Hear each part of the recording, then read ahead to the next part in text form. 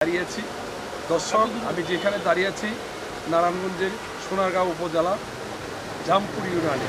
এই জামপুর ইউনিয়নে এনজেড কারখানা লুটপাট হয়েছে। আশরাফ ভূঁইয়ার নেতৃত্বে এটি নিয়ে একটি সংবাদ সম্মেলন করেছে নারায়ণগঞ্জের চাষারা। এই সংবাদ সম্মেলনটি ভুয়া এবং ভিত্তিহীন বলে দাবি করেছেন। যার বিরুদ্ধে অভিযোগ হয়েছে আশরাফ ভূঁইয়ার নেতৃত্বে। আশরাফ ভূঁইয়ার সাথে আমরা কথা বলেছি, তিনি যেমনটি আমাদেরকে জানিয়েছেন যে এটা একটা রাজনীতি প্রতিহিংসা, এবং তিনি আওয়ামী লীগের যে পাঁচদোনা ইউনিয়ন পরিষদের যে চেয়ারম্যান ছিলেন, পাঁচদোন ইউনিয়ন আওয়ামী লীগের যে সভাপতি ছিলেন মিজান, এই মিজানের নেতৃত্বে কিন্তু এই বিএনপির যে দল আছে, বিএনপির দলকে আসলে কলুষিত করার জন্য, বিএনপির দলকে আসলে ধ্বংস করার জন্য এই আনোয়ার আজকে যে সংবাদ সম্মেলনটি করেছেন, তাদের আসলে আওয়ামী লীগের যে দূষর আছে, যে দূষরদের দিয়ে এই বিএনপিকে নষ্ট করার জন্য আজকে যে সংবাদ সম্মেলনটি করেছেন, তিনি কিন্তু এই অভিযোগটি করেছেন। আসলে যে সংবাদ সম্মেলনটি হয়েছে এটা সম্পূর্ণ বানোয়াট, কাল্পনিক এবং মিথ্যা। এটা আমি যতটুকু জানি এটা কোনো মিল না। এটা খালি জবরদখল করেছে তারা, কিছু মাটি ইটা ফেলে, অল্প কিছু হয়তো বা লোহা লক্কর ছিল এখানে, কিন্তু এটা তো আরেকজনের যতটুকু জানি আমি খবর নিছি। আর এই সম্বন্ধে আমি বলতে গেলে অনেক কথাই চলে আসবে, তারপর আজকে বলি। যিনি আনোয়ার সাহ একজন ধুরন্ধর এবং আওয়ামী লীগের প্রেতাত্মা। উনি আওয়ামী লীগের আমল থেকেই উনি আপনার পাঁচদোনা মিজান চেয়ারম্যান, পাঁচদোনা ইউনিয়নের দুর্দর্শ আওয়ামী লীগের সভাপতি এবং সন্ত্রাসী। ওনার ব্যবসায়িক পার্টনার তারাবো পৌরসভার যুবলীগের অন্যতম সন্ত্রাসী আউয়াল, এবং জামপুর ইউনিয়নের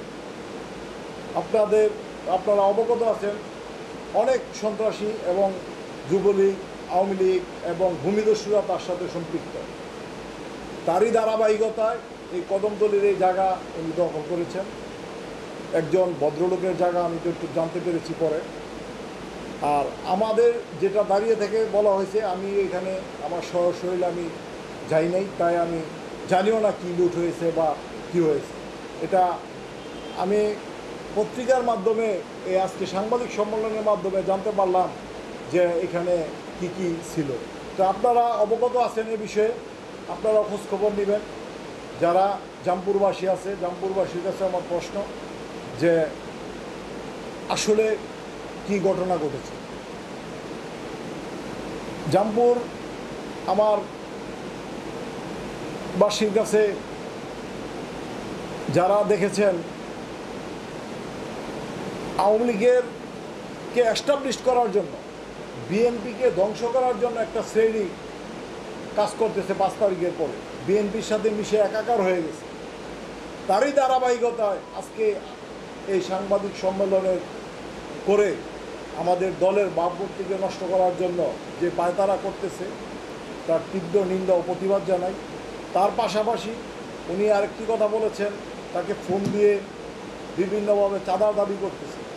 ফোন দিলে তো একটি নাম্বার থাকে, ওই নাম্বারকে ফাইন্ড আউট করেন, ফাইন্ড আউট করে কণ্ঠর সাথে মিলান, বা দেখেন আপনারা যে আমার ব্যক্তিগত নাম্বার বা আমার নাম্বার আমার বয়েজে তাকে আমি কোনো ফোন দিয়েছি কিনা।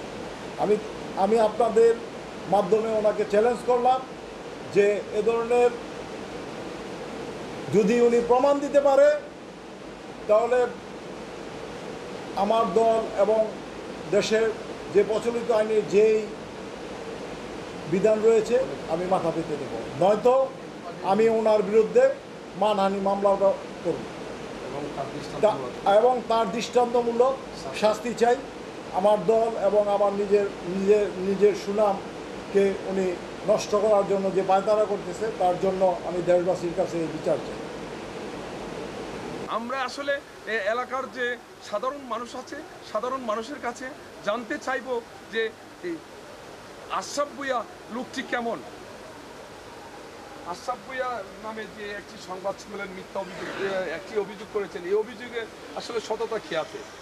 আসলে জনাব আশরাফ ভূঁইয়া ভাইয়ের বিরুদ্ধে যে অভিযোগটি আসছে জামপুর ইউনিয়নের কদমতলী গ্রামে যে এনজেটের যে লুটপাটের যে ঘটনাটা, আসলে আনোয়ার যে নামের যে ব্যক্তিটি উনি নিজে একজন আওয়ামী লীগের ভূমিদস্যু এবং কদমতলী এলাকায় সবাই ওনাকে ভূমিদস্যু নামেই উনি পরিচিত। এবং ওনার আপনার পাঁচদোনা মিজান চেয়ারম্যানের আদলে ওনার মিজান চেয়ারম্যানের যত অর্থ সম্পদ আছে সমস্ত অর্থ সম্পদ এখন আনোয়ারের কাছে।